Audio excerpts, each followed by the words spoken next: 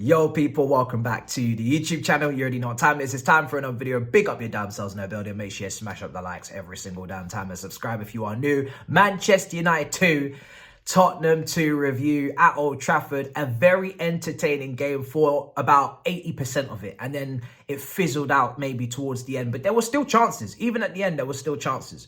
It just wasn't as insane as it was at the beginning. The first half was ridiculous. Like, it was honestly one of the best games in the first half. Chances for everyone, chances for both sides.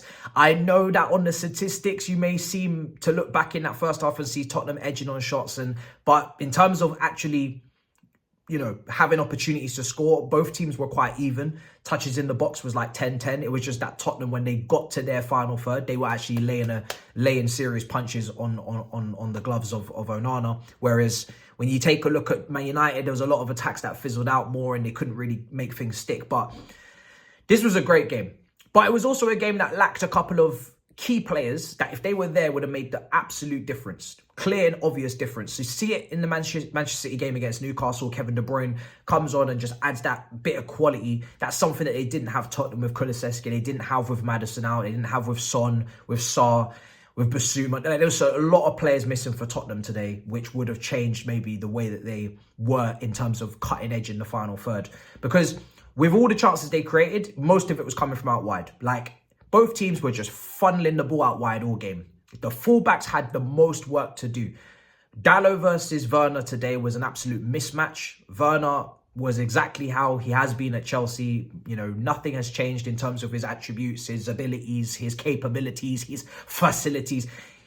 Some offsides and some, you know, some just pointless moments, really. He got an assist, though. He did get an assist. It was a simple assist. It was a nice pass. Obviously, Bentancur does most of the work, but really, it was a typical Timo Werner performance. It wasn't anything special. Most of it was passing backwards and recycling.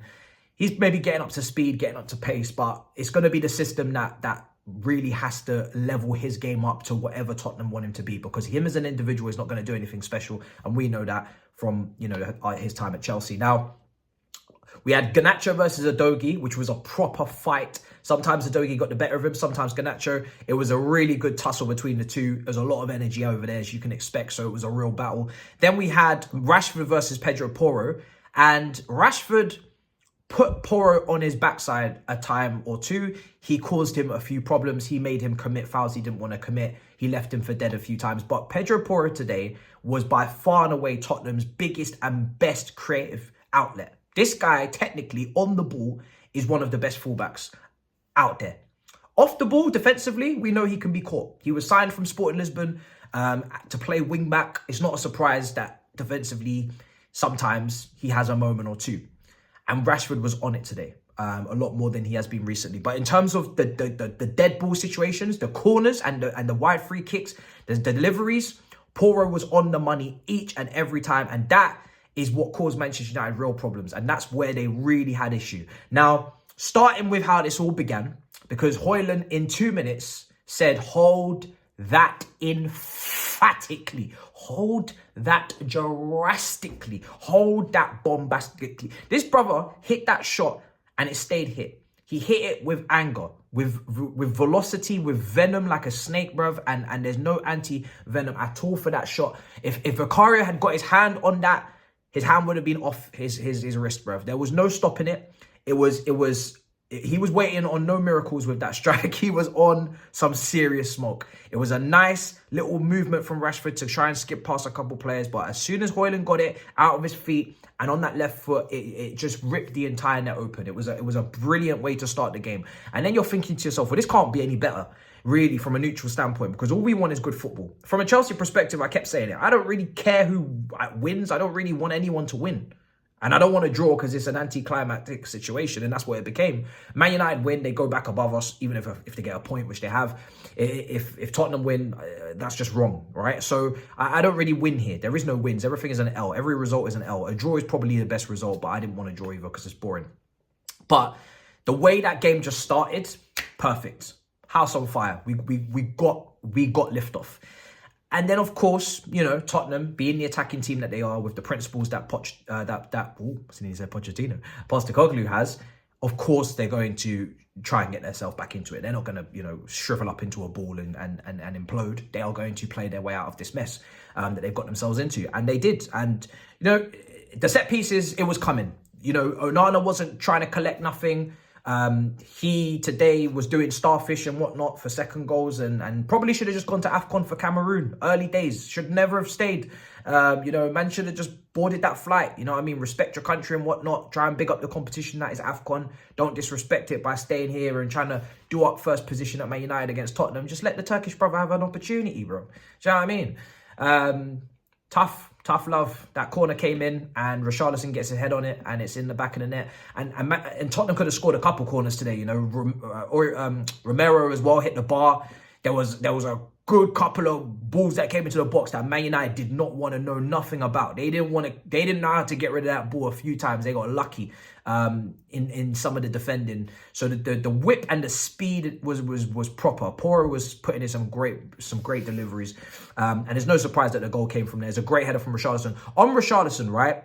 In this front three for Tottenham, he's the only player that played well. Timo Werner gets his assist, but like I said, if you watch the game, Timo Werner didn't do nothing special today. He was a 5 out of 10 as per usual, just doing what he does.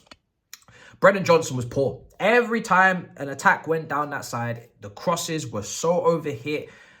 Like, I don't know what it is with Brennan Johnson, and I kept saying it. I don't understand the logic behind the price point. I know he's young, so he's still got room to grow maybe, but I didn't see him as a particularly special player at Nottingham Forest when you have Gibbs White, when you have others. I didn't get the price point, and this guy on that side today was not on it. Wan-Bissaka went over there to take care of him, and he took care. You know, it was all Drake. It was mad. He just didn't have any end product. And that's something that's been a complaint from Tottenham fans for a while, I think now. So I'm sure you're going to be patient, but he cost a decent penny and you guys don't have money to just be splurging around like that. So you kind of need to see that repaid in the coming years. And like I said, I just didn't really see the vision with that signing. He doesn't really do anything to a particularly high level. He's just kind of decent at everything, if I can say that. So yeah, his crossing today was wild, killed a lot of attacks. And when you're doing that, especially on top of somebody else making their debut who we know has technical deficiencies, not good. Richarlison today, brilliant. Goal, right? Brilliant finish with the header, like I said. But the hold-up play was good today. The runs were good. Like I said, if Kulusevski or Maddison or someone with a little bit of more pep to their step with the pass, you know, someone with a little bit more creativity could have just fizzled that ball through to him in a timely manner without overcooking it. He could have potentially had a second goal today. So Richarlison worked his ass off. Richarlison was very good, to be fair to him. He is in form, 6 goals in his last 6 games in the Premier League, and you can see why. He put himself about. And then obviously, yeah, you take a look at Man United. Yeah, Rashford gets his goal. Like I said, did well today. Hojlund does his thing. Garnacho put some work out there. It was tough, you know. It was a good battle. So the game didn't really feel like it was for the midfielders. Højbjerg, Skip, Kobe Mino. Sometimes we saw little things. Eriksen. It felt like the midfield was not really...